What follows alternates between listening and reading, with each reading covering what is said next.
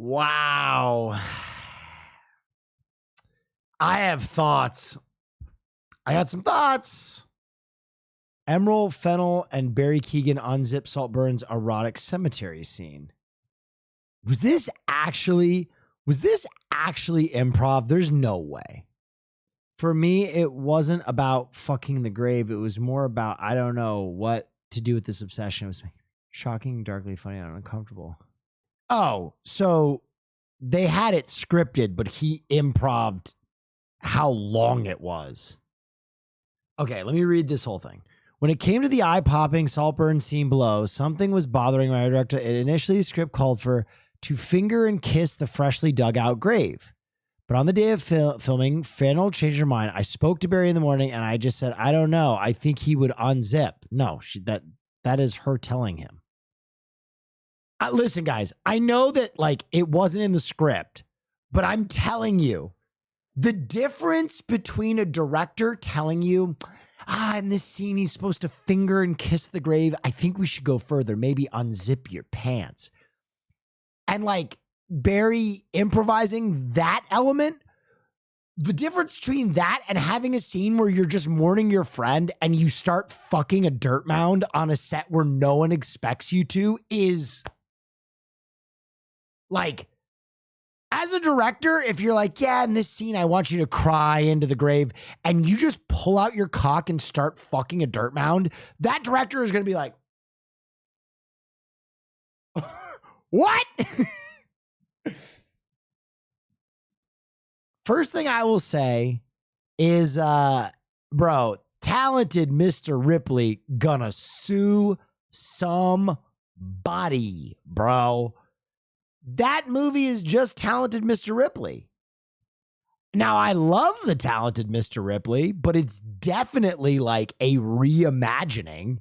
And it's so funny I haven't heard anybody say that. Maybe they are purposefully not saying that because they don't want to spoil the film. But man, there's so much about that movie that I was like, the change in this kid is just so insane. To go back and have him premeditate from the beginning is very cool. I really liked that movie, guys. I thought it was going to boil over.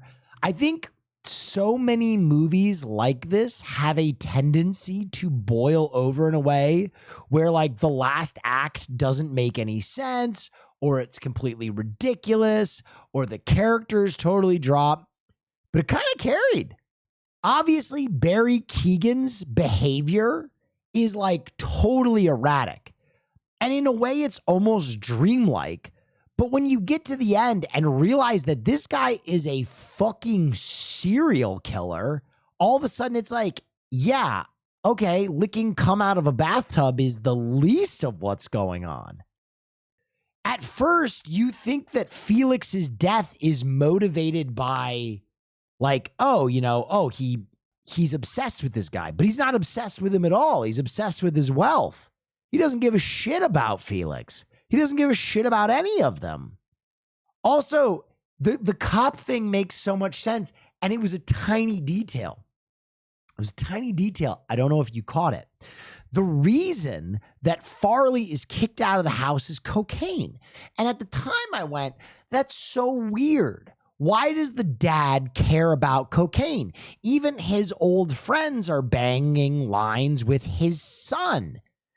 It's because Felix wasn't poisoned. He overdosed. He doesn't put poison in the champagne. He puts a full vial of cocaine. That's why he's mad at Farley. That's why Farley is kicked out. That's why there's no police investigation. They thought that Farley OD'd Felix. That is a brilliant little detail that they never outright say. I think I know what happened to the reviews of this film. I think gays went into this film thinking they were about to watch Call Me By Your Name. And it wasn't. And the gays didn't know what to make of it. I am going to be real.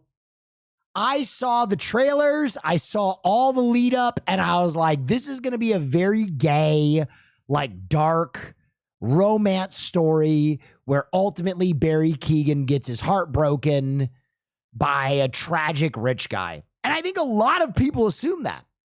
They kind of eyes wide shut this. And I think for other audiences, it was too gay. I think for other audiences, they were like, this is too gay. And for the gays that wanted it to be a gay love story, it was not gay enough. It was a tepid level of gay. I liked the way it looked. I liked the way it sounded. Guys, the cinematography was bonkers. That movie looked good. And she let the bad guy get away with it. I like that shit. I like how people in chat are saying eat the rich, like there's some punished sense of morality here. That's the whole point. There's not. He's a serial killer and he comes from an upper middle class family. I like that this film has no fucking morality. It's morally fucking bankrupt. The main character is a fucking monster. And he's a monster for no reason. He hasn't earned that. Can I ask why people have such a gripe with this film? I've noticed at least a dozen of you, so I'm not getting one guide, really hate this movie. Just tired of artsy being all inserting sexual tension in every scene nowadays. Makes it feel more predictable. The sexual tension in that film, while gratuitous, did not feel predictable in any way. I have to be completely candid. I don't think I've seen anybody randomly eat out the period-laden pussy of their best friend's sister, jerk off their cousin, and then fuck their grave. Gratuitous, yes. Predictable, no. And I think while it was happening, I was so shocked that I just was kind of watching like it was a train accident.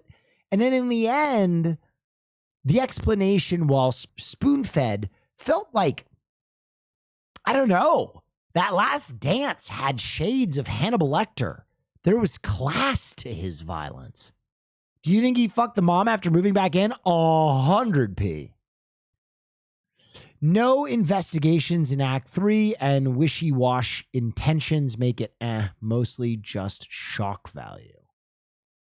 Yeah, but I do like the detail that he basically knew that Farley was a big coke user, and he had witnesses doing coke with Felix, and then he put coke in the drink. Oh yeah, wow, that's very cool. I think the movie establishes that the parents wouldn't want to open an investigation, as Yeah. they didn't even openly talk about any events. Yeah. What is this? Hold on. Did you know film talk moment? Let's go. At the first breakfast, she's telling the story about her friend Shelley walked by the window. Shelley's housekeeper was cleaning one of the rooms when Shelley walked past the window and waved. Is that Felix back there? So she waved back before she realised that Shelley was in Italy. And she was on the top floor of the house. 2 hours later, he drowned. In the shot, as she's explaining it, over her shoulder, there's a housekeeper outside, and Felix walks past the window. Bruh. Foreshadowing his death. That is amazing. Yeah.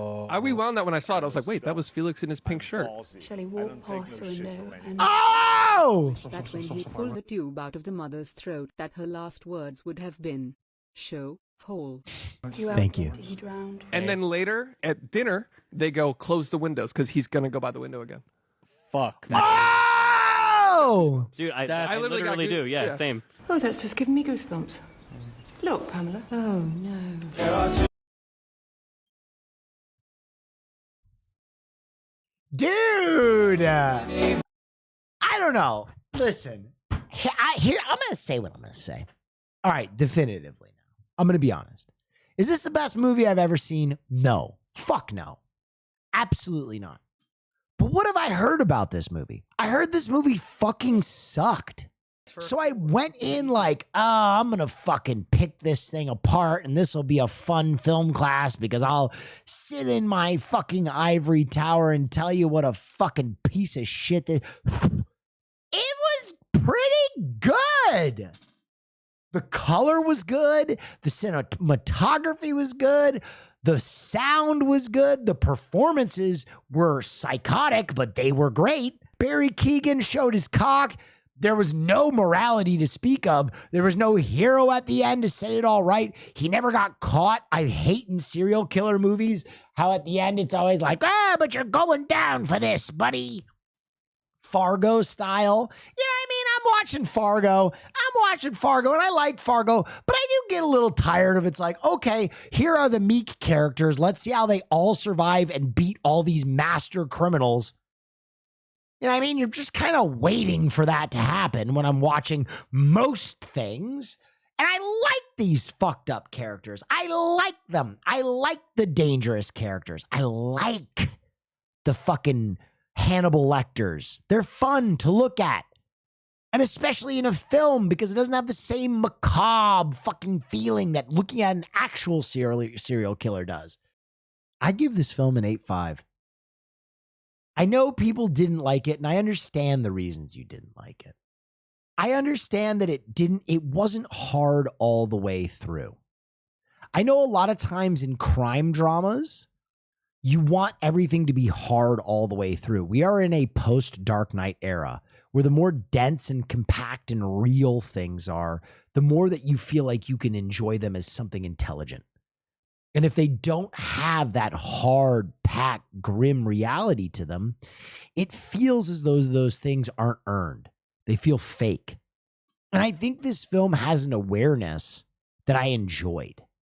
Like, it didn't try and make a fucking watertight crime drama. It didn't try and tell a love story. It was almost a Shakespearean tragedy level, like serial killer work, and it was just colored in fucking absolutely glowing bright colors. It was dripping with style. Saltburn in 16 quotes.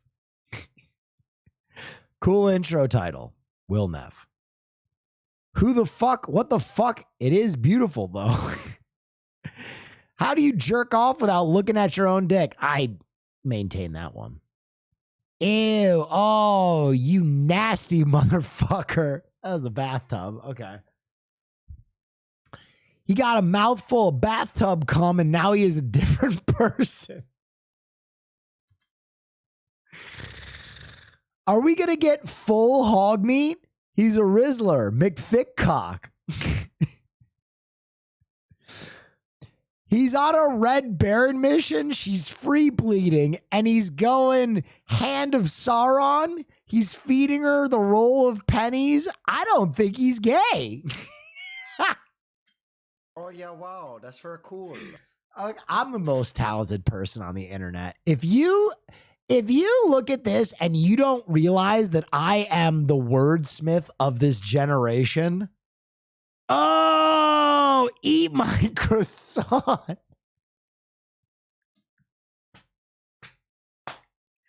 Holy shit, I am a wordsmith. I like what I'm watching, but I don't buy it. Uh-oh, what is happening? Wait, when did that happen? When did I say that? The grave? Yo, when did this man become the fuck beast 5000?